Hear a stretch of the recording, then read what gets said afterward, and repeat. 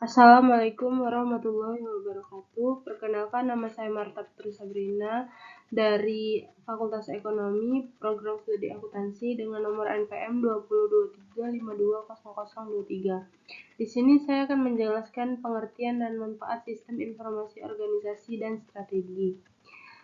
Pertama-tama, saya akan menjelaskan tentang manfaat sistem informasi. Sistem informasi atau biasa disingkat SI merupakan suatu sistem yang mengkombinasikan antara aktivitas manusia dan penggunaan teknologi yang berfungsi untuk mengumpulkan, menyimpan, dan menyebarkan informasi yang relevan bagi sebuah organisasi. Penggunaan teknologi ini termasuk perangkat keras, perangkat lunak, orang, database, dan prosedur yang bekerja secara bersama-sama. Sistem informasi bukan hanya infrastruktur teknologi, tetapi merupakan jantung dari operasional bisnis modern. Sistem informasi bukan hanya sekedar infrastruktur teknologi, tetapi merupakan jantung dari operasional bisnis modern. Dengan memahami peranan dan komponen sistem informasi, perusahaan atau organisasi dapat memanfaatkannya secara optimal untuk meningkatkan efisiensi pengambilan keputusan dan daya saing di pasar. Terdapat bagian-bagian dari sistem informasi. Bagian-bagian dari sistem informasi: 1. Perangkat keras, komponen fisik yang memungkinkan komputer untuk beroperasi termasuk RAM, CPU, dan lain sebagainya. 2. Perangkat lunak, program yang dijalankan oleh perangkat keras termasuk sistem operasi, aplikasi, dan software lainnya. 3. Manusia. Manusia mengoperasikan sistem informasi termasuk sistem analisis, administrator, dan pengembang perangkat lunak. 4. Database. Kolom data yang menyimpan berbagai informasi yang relevan bagi organisasi atau perusahaan. 5. Prosedur. Kumpulan langkah-langkah yang diterapkan untuk mengelola data menjadi informasi termasuk prosedur pengelolaan data, informasi, dan hasil. Jenis-jenis sistem informasi. 1. Sistem informasi manajemen, sistem perencanaan yang melibatkan bagian manajemen, termasuk sistem informasi manajemen, sistem informasi akuntansi, dan sistem informasi penjualan. Terdiri sistem informasi transaksi, sistem yang digunakan untuk mengelola transaksi, termasuk sistem informasi penjualan, sistem informasi pembelian, dan sistem informasi pengiriman. Sistem informasi pendukung keputusan, sistem yang digunakan untuk membantu pengembalian keputusan, termasuk sistem informasi perencanaan, sistem informasi pengendalian, dan sistem informasi kontrol. Penggunaan sistem informasi: mengumpulkan data dan mengelola data. Sistem informasi memungkinkan organisasi untuk mengumpulkan dan mengelola data yang relevan bagi organisasi. Mengelola informasi: sistem informasi memungkinkan organisasi untuk mengelola informasi yang relevan bagi organisasi, termasuk informasi transaksi, informasi manajemen, dan informasi pendukung keputusan. Mengambil keputusan: sistem informasi memungkinkan organisasi untuk mengambil keputusan yang terbaik, termasuk keputusan manajemen, keputusan operasi, dan keputusan strategis. Meningkatkan efisiensi: sistem informasi memungkinkan organisasi untuk meningkatkan efisiensi, termasuk efisiensi manajemen, efisiensi operasi, dan efisiensi strategis. Selanjutnya, manfaat sistem informasi.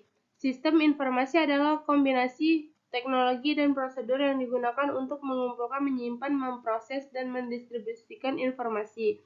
Manfaatnya antara lain: meningkatkan efisiensi operasional. Sistem informasi otomatis proses bisnis dan pekerjaan rutin, sehingga mengurangi kesalahan manual dan mempercepat waktu penyelesaian. 2. Mendukung pengambilan keputusan, menyediakan data yang akurat dan real-time untuk membantu manajer dalam membuat keputusan yang lebih tepat dan berbasis data. 3. Memperbaiki komunikasi, kemungkinan komunikasi yang lebih cepat dan jelas antara bagian dalam perusahaan, baik di dalam organisasi maupun dengan pihak eksternal. 4. Mempermudah akses informasi dapat diakses kapan saja dan di mana saja melalui jaringan digital, membantu karyawan dalam bekerja dengan lebih fleksibel. 5. Meningkatkan layanan pelangganan. Sistem informasi memungkinkan perusahaan merespon kebutuhan pelanggan dengan lebih cepat, meningkatkan kepuasan pelanggan. 6. Pengelolaan data yang lebih baik. Sistem ini memungkinkan organisasi menyimpan dan mengelola data dalam jumlah besar dengan lebih terorganisir, aman, dan efisien. Keamanan data menyediakan fitur keamanan yang melindungi informasi penting dari pencurian, akses yang tidak sah. Selanjutnya, manfaat organisasi. Organisasi adalah sistem yang mengatur berbagai aktivitas dan sumber daya dapat mencapai tujuan secara efisien. Manfaatnya meliputi 1. Peningkatan efisiensi dan produktivitas.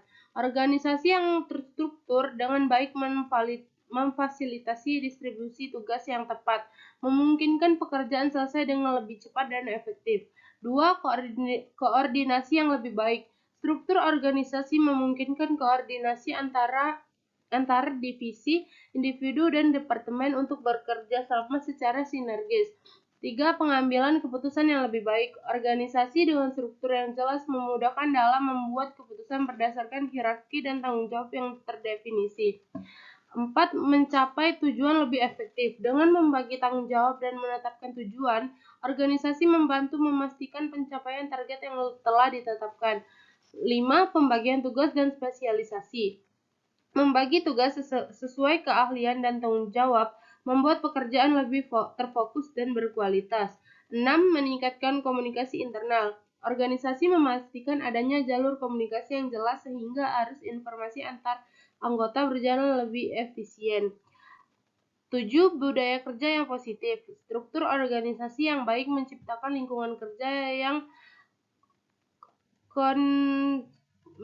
meningkatkan motivasi dan produktivitas. Manfaat strategi. Strategi adalah rencana jangka panjang yang dirancang untuk mencapai tujuan tertentu, terutama dalam bisnis. Manfaatnya antara lain: 1. Memberikan arah dan fokus yang jelas. Strategi memastikan bahwa semua anggota organisasi mengetahui tujuan yang ingin dicapai dan cara mencapainya, menciptakan keselarasan dalam kerja tim.